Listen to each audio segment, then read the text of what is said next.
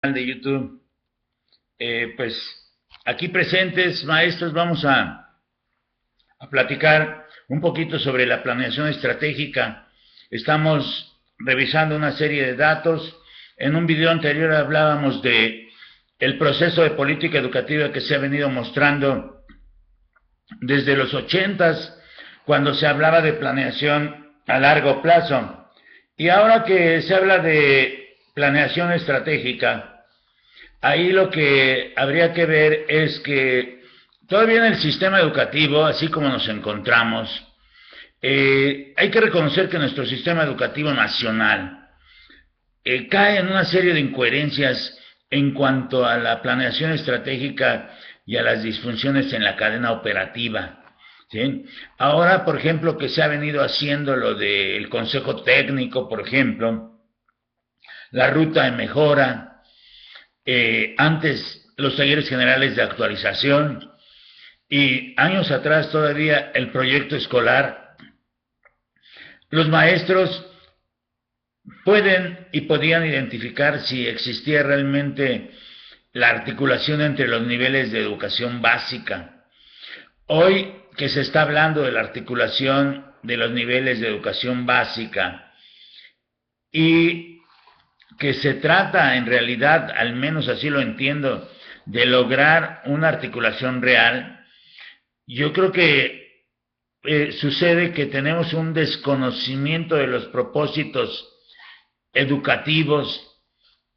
Lo hablo en general porque los maestros de secundaria debemos de conocer sobre preescolar y primaria, los maestros de primaria sobre preescolar y secundaria, y las educadoras sobre primaria y secundaria.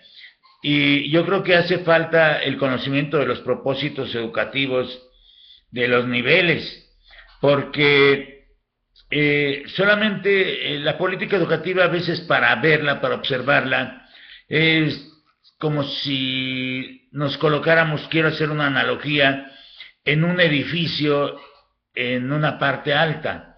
Si nos colocamos afuera del edificio sobre la banqueta, miramos de una forma la calle, pero si nos colocamos arriba, en los pisos de arriba, miramos de otra forma a la propia calle.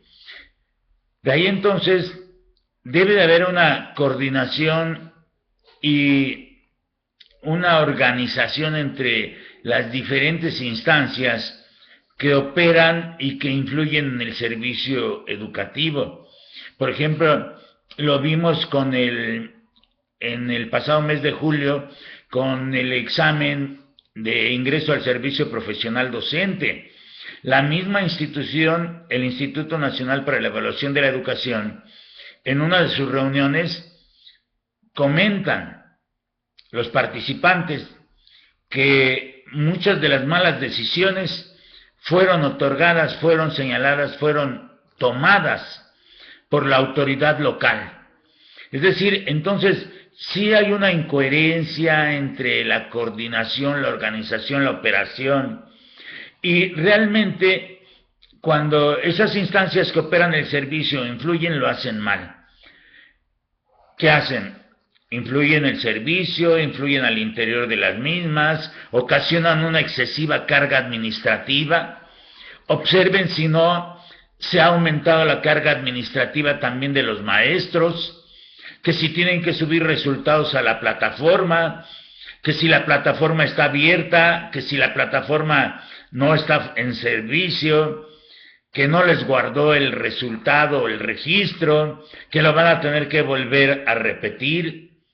¿Qué pasa entonces con el recurso humano? Con el recurso humano que opera el servicio educativo, y qué pasa realmente con una evaluación institucional. Porque al maestro le pueden cargar las actividades, pero ¿qué está pasando en los mandos medios, en los mandos de arriba? ¿Cómo se está midiendo, por ejemplo, la calidad educativa?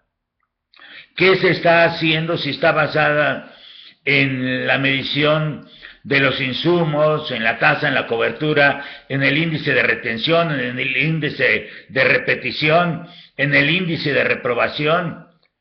¿Qué pasa en las escuelas secundarias cuando los directores se atreven a decirle a los maestros que no tengan reprobados? Entonces, La calidad no puede ser la mejor, por supuesto, no llega a eso. Entonces, ¿qué pasa en el sistema nacional en general o con los indicadores en cuanto a alumnos, por ejemplo, por profesor, volúmenes de biblioteca?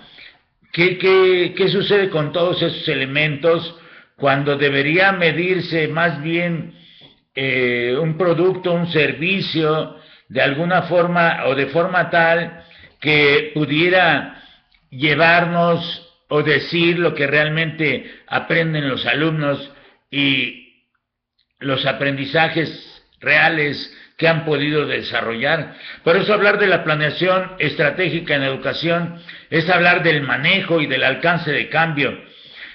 ¿Qué sucede con el rol del docente, el director, el administrador, los métodos, las estrategias, el desarrollo curricular, por ejemplo, las estrategias didácticas?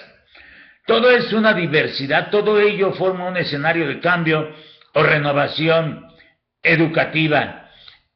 Y pues de esto y más vamos a tener que seguir hablando. Tengo problemas con mi pantalla, se mueve mucho, tengo que estar colocando aquí el ajuste.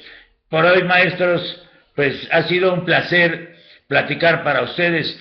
Estamos en la idea de la planeación estratégica. Muy buen día, maestros.